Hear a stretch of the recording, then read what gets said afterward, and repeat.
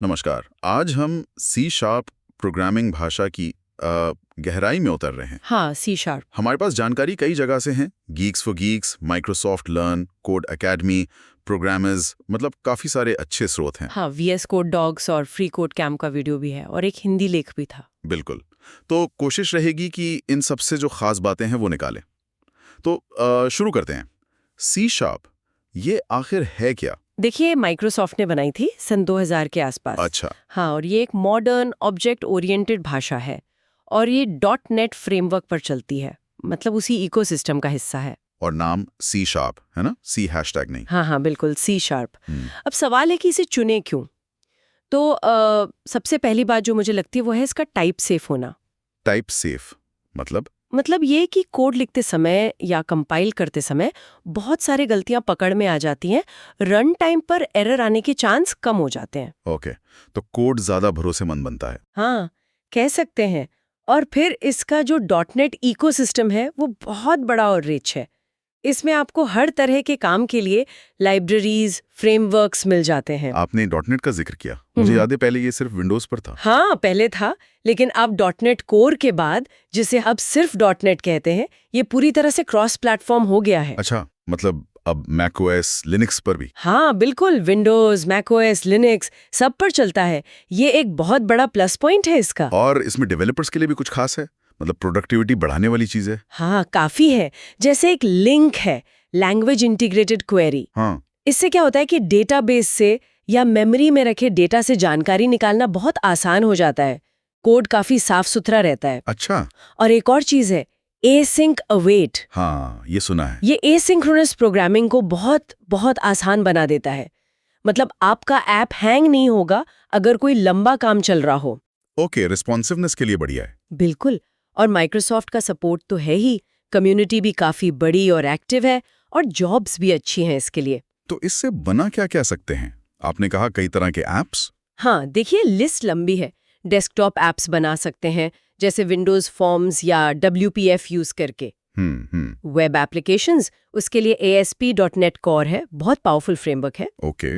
Mobile apps भी .NET MAUI से, पहले Xamarin था। हाँ, Xamarin सुना था, अब MAUI है। हाँ, MAUI। और गेम्स में तो यूनिटी इंजन के साथ इसका खास रोल है। यूनिटी, हाँ, वो तो बहुत पॉपुलर है। बहुत ज्यादा।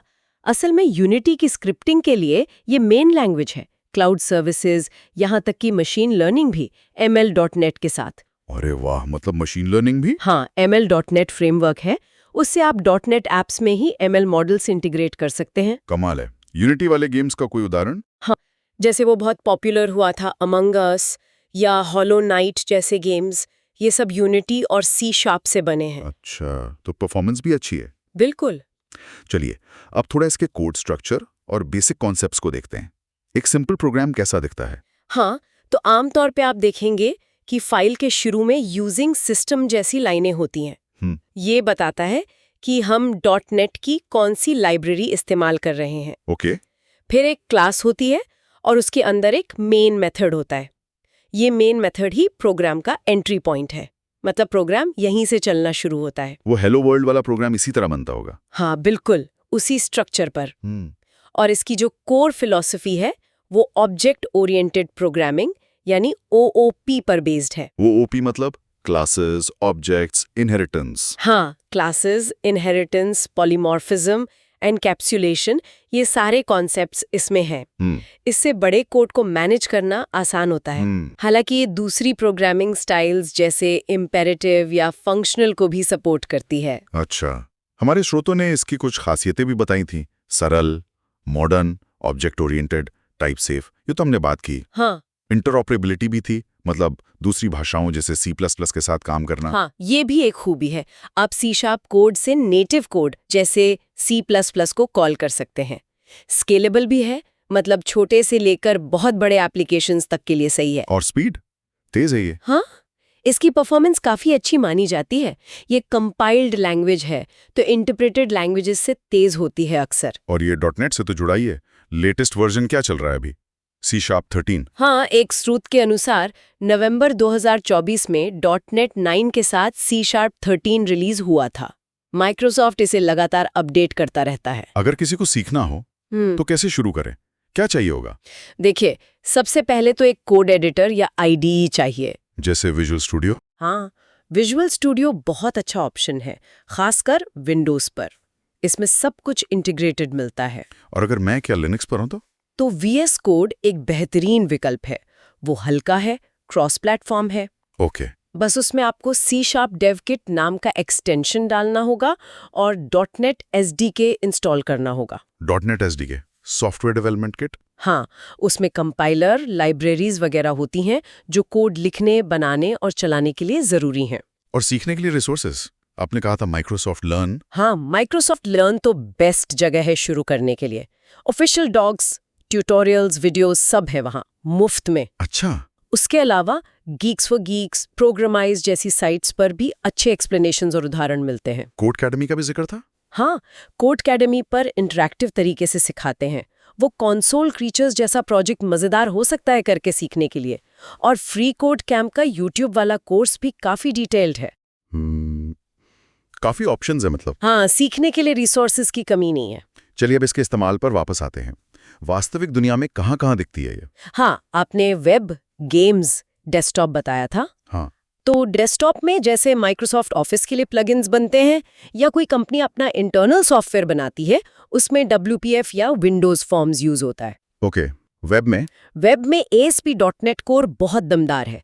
स्टैक ओवरफ्लो जैसी बड़ी हाई ट्रैफिक वेबसाइट इसी पर बनी है। अरे हाँ, स्टैक ओवरफ्लो तो .NET पर है, ये नहीं पता था। हाँ, गेम्स में यूनिटी का तो हमने जिक्र किया ही।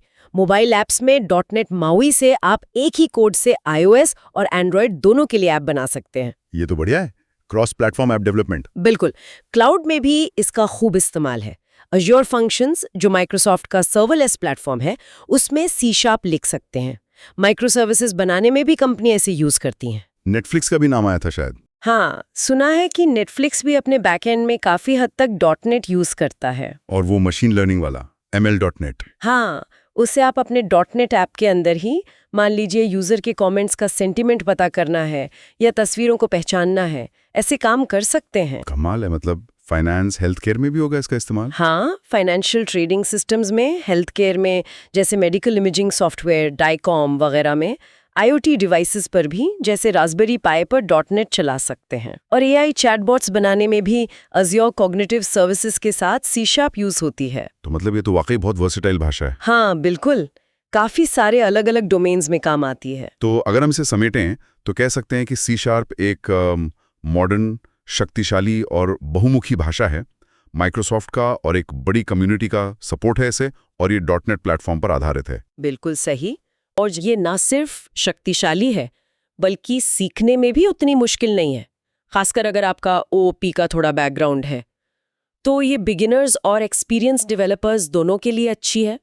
और इसकी क्रॉस प्लेटफॉर्म कैपेबिलिटी ने तो इसे और भी अहम बना दिया है आज के टाइम में। आखिर में एक सवाल जो दिमाग में आता है, जिस तरह C# और .NET लगातार आगे बढ़ रहे हैं, क्रॉस प्लेटफॉर्म पर फोकस बढ़ रहा है, तो अगले 5 सालों में इसकी जगह कैसी देखते हैं आप? खासकर AI या वेब डेवलपमेंट जैसे फील्ड्स में, जहां पाइथन या जावा जैसी भाषाएं भी बहुत मजबूत हैं। इनकी तुलना में C# कहां खड़ा होगा? ये वाकई सोचने वाली बात है। C# लगातार बेहतर हो रहा है, परफॉर्मेंस में भी और फीचर्स में भी। AI में पाइथन का दबदबा है, वेब में जावास्क्रिप्ट और उसके फ्रेमवर्क्स का, बैक एंड में जावा भी है। हाँ। तो ये देखना दिलचस्प होगा कि शाबशाद इन क्षेत्रों में अपनी जगह कैसे और मजबूत करता है, खासकर .NET के इकोसिस्टम के साथ मिलकर। ये श्रोताओं के लिए भी एक अच्छा पॉइंट हो सकता है आगे और जानने के लिए। बिल्कुल। तो ये थी हमारी आज की चर्चा C# पर। उम्मीद है जानकारी उपयोगी लगी होगी।